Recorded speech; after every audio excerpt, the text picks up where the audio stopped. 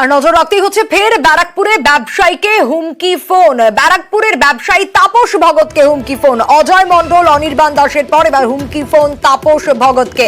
19 June বিহারের jail থেকে phone ব্যবসায়ীকে। এই হুমকি ফোনে কি কথোপকথন হয়েছে আগে শোনাই। कांग्रेचुलेशन करने के लिए फोन किए थे कि तुमको दोनों बॉडीगार्ड मिल गया है। वो सब छोड़िए भैया, वो तो मेरा काम नहीं है बॉडीगार्ड लेके घूमना। कितना साल नहीं घूमे। हाँ बोले कि ना तापस को बधाई दे देते हैं। ये सब मेरा काम नहीं है भैया, बॉडीगार्ड लेके घूमना। आप जानते ही सब अच्छा है। कितना साल बॉडीगार्ड से इंदिरा गांधी को काम दिया है। कोई काम नहीं आएगा, हमको पता है भैया, कोई काम नहीं आएगा, हमको अच्छा से पता है। अर्जुनवा ने तुमको मारने के लिए बोल रहा है। हमको पता है भैया। ठीक है, सुधार के ना एक बार हमारे साथ चल के देखो ना, बड़ा अच्छा महसूस होगा। हम इस मोड में है कि कोई भी व्यक्ति वहाँ नहीं मानेगा बात, और अनलीगल बात हम बोलेंगे नहीं, मानने लायक ही बात हम बोलेंगे हमेशा।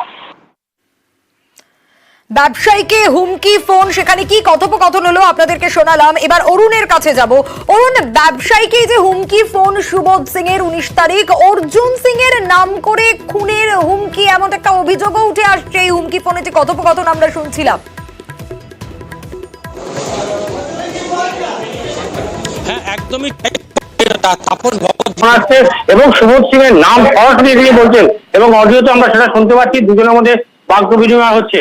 এবার তিনি বলছেন যে তাপস বাবু বলছেন যে আমার সঙ্গে অর্জুন সিং এর দীর্ঘদিন আগে একটা ঝামেলা হয়েছিল, তারপর থেকে তিনি আতঙ্কে আছেন, এবং তিনি এই ধরনের ঘটনা ফোন করেছেন বলে কিন্তু দাবি করেছেন তাপস। কারণ হচ্ছে যে সুবোধ সিং এর সঙ্গে যে কথাবার্তা হয়েছে, সুবোধ সিং তাকে বলেছে যে অর্জুন সিং মুঝে বরাত দিয়া থা।